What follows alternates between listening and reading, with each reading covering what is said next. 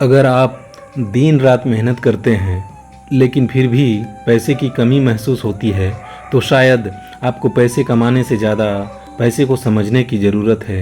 यही संदेश देती है रॉबर्ट कियोसाकी की विश्व प्रसिद्ध किताब रिच डैड पुअर डैड। यह किताब दो अलग अलग सोच वाले लोगों की कहानी है।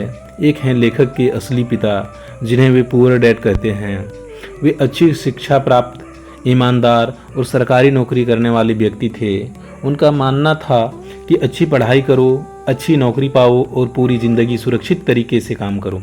दूसरी ओर हैं उनके दोस्त के पिता जिन्हें लेखक रिच डैड कहते हैं। वे ज़्यादा पढ़े लिखे नहीं थे लेकिन पैसों के नियमों को अच्छी तरह समझते थे।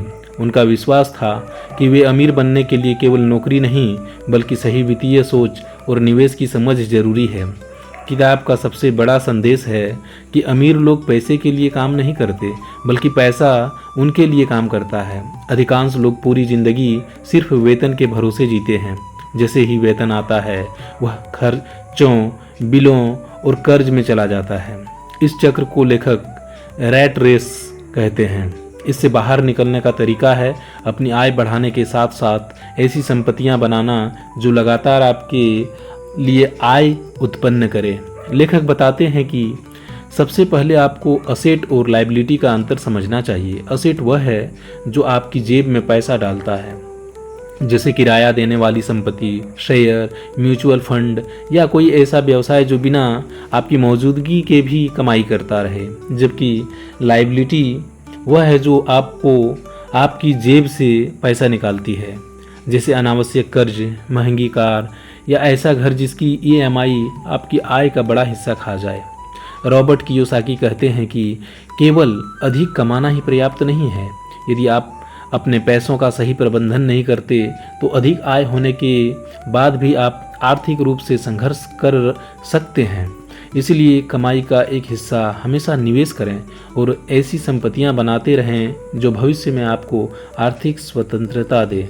किताब शिक्षा के महत्व को भी एक नए नज़रिए से समझाती है। लेखक कहते हैं कि स्कूल हमें नौकरी करना सिखाते हैं लेकिन पैसे का प्रबंधन, निवेश, टैक्स और व्यवसाय चलाना नहीं सिखाते। इसीलिए जीवन में आगे बढ़ने के लिए वित्तीय शिक्षा लेना उतना ही आवश्यक है जितना सामान्य शिक्षा। लेखक जोखिम लेने से डरने के बजाय समझदारी से सीखने की सलाह देते हैं। असफलता से भागने के बजाय उससे सीखना चाहिए।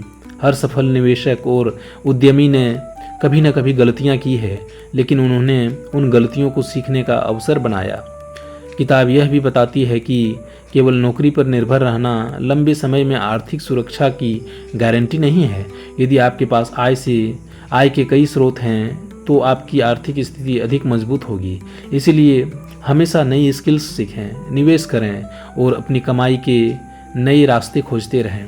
अंत में रिच डैड पुअर डैड हमें सिखाती है कि अमीर बनने की शुरुआत जेब से नहीं बल्कि सोच से होती है।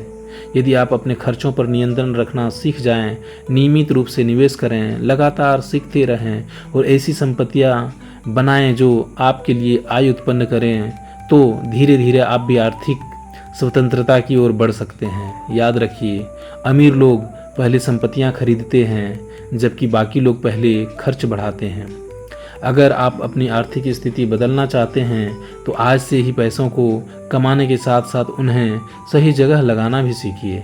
यही इस किताब का सबसे बड़ा संदेश है। इसी तरह के बुक समरी को सुनने के लिए आप मेरे चैनल को सब्सक्राइब करें। धन्यवाद।